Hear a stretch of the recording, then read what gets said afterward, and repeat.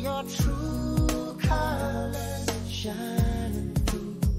I see your true colors. And that's why I love you. So don't be afraid. Oui, Laura est une bête de scène, c'est pour ça que de temps en temps, elle s'habille en panthère, comme ça. Ça lui va pour bien. une fois, ça n'est pas Sylvie Adigard. Ça lui va bien. Sylvie, vous allez nous parler d'une grande exposition qui se déroule en ce moment même au Palais d'Iéna, c'est à Paris. C'est le siège du Conseil économique et social. Oui, exactement. Mais déjà, en fait, cette exposition, elle est exceptionnelle pour le lieu d'exposition. À savoir que c'est, vous le disiez, le Conseil économique et social. C'est un bâtiment, c'est un chef-d'œuvre du bâtiment, enfin du béton. Chef-d'œuvre de bâtiment construit en béton, de l'architecture béton, construit par Auguste Perret en 1937. Plaisante. Non, je vois bien que vous plaisantez pas. MDR. Je vous fatigue? Non, pas du tout.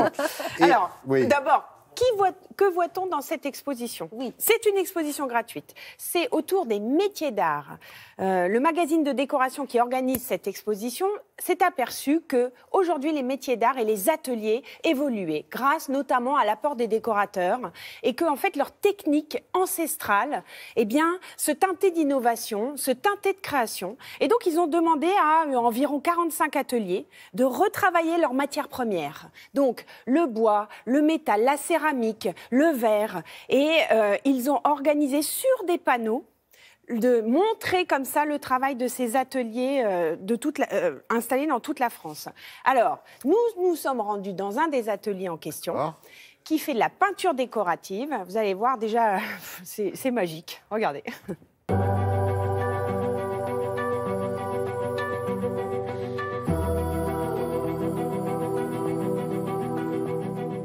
On trouvait depuis un moment qu'il y avait un renouveau dans tout ce qui peut être l'artisanat d'art dans un esprit contemporain. Il y avait quelque chose qui était en train de renaître dans des nouvelles esthétiques et on s'était dit que c'était intéressant de le montrer à travers une exposition parce que ça nous semblait significatif. On a travaillé à tous les ateliers afin qu'ils essayent de présenter quelque chose qui synthétise leur travail en 2 panneaux, techniquement et stylistiquement, quelle est leur patte, quel est leur univers créatif. Ici, à l'atelier Mériguet-Carrère, on voit partout sur les murs des échantillons de matière qui sont des prototypes qui permettent aux architectes de travailler, de choisir leurs motifs, de les décliner. On s'est dit qu'on avait présenté une exposition qui serait l'idée même de cette matériothèque, c'est-à-dire un ensemble infini d'échantillons de matière.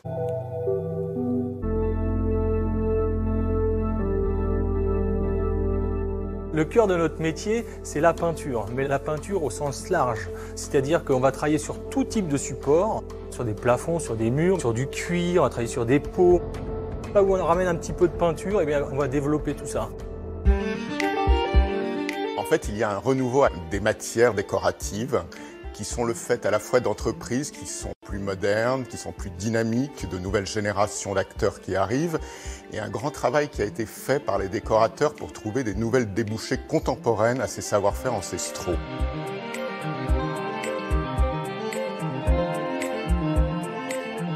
Les décorateurs viennent ici, viennent voir Daniel, Claude, Christian pour échanger, pour trouver des idées.